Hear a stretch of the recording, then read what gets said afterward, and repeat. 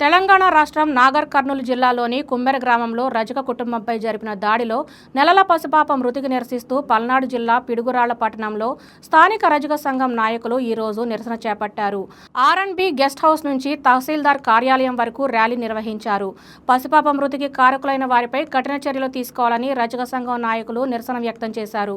ఈ సందర్భంగా సంఘం నాయకులు మాట్లాడుతూ నాగర్ కర్నూలు జిల్లా కుమ్మెర గ్రామంలో ఇటీవల జరిగిన మల్లన్న జాతర సందర్భంగా ఆలయంలోకి రజకులు టికెట్ లేకుండా ప్రవేశించారన్న నెపంతో అదే గ్రామానికి చెందిన వారు దాడి చేయడం దుర్మార్గమన్నారు.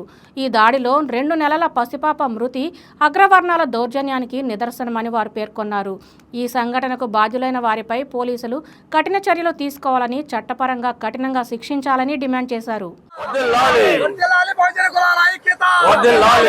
తెలంగాణలో జరిగిన సంఘటనలు జరిగిన పౌనికకు న్యాయం వెంటనే తెలంగాణలో జరిగిన సంఘటనకి పౌనికకు న్యాయం వెంటనే హత్యాకాండ నిందితులను అరెస్ట్ చేయాలి. 2 నెలలు కూడా నిండినటువంటి చిన్నారి పాపను అధికార మదంతో, కుల దురహంకారంతో ఒక దేవాలయానికి దర్శనం కోసం వెళ్ళినటువంటి దంపతులను, 2 ఆడవాళ్లను మరి దౌర్జన్యంగా టికెట్ తీసుకోలేదనే ఉద్దేశంతో కులం పేరుతో దూషిస్తూ మరి సంఖలో ఉన్నటువంటి చంటి పిల్లను కూడా మరి కాలుతో తన్ని పిల్ల చనిపోవడానికి కారణమైనటువంటి కులహంకారంతో, అధికార మదంతో మరి అటువంటి దారుణానికి పాల్పడ్డారు.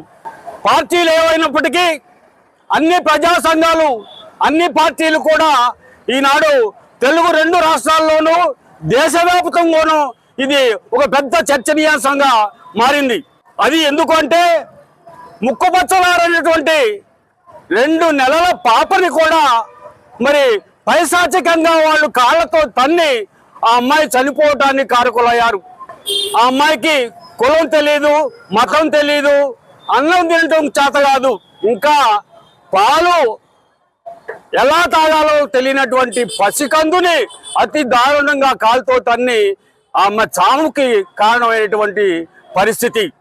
దీనికి వ్యతిరేకంగా తెలంగాణలోను, ఆంధ్రాలోను రజక సంఘాల వాళ్ళు, ఇతర పాపభీతి కలిగినటువంటి ప్రజా సంఘాలు, ఎస్సీ, ఎస్టీ, మైనారిటీ, బహుజన సంఘాల వాళ్ళు ముందుకొచ్చి ఎవరైతే అటువంటి ఘాతుకానికి పాల్పడ్డారో వాళ్ళందరినీ తక్షణమే శిక్షించాలని చెప్పేసి డిమాండ్ చేస్తూ ఈనాడు ఈ కార్యక్రమాన్ని పిడుగురాల్లో నిర్వహించడం జరిగింది. కాబట్టి ఆ అమ్మాయికి తక్షణమే న్యాయం చేయాలని చెప్పేసి కోరుతున్నాం.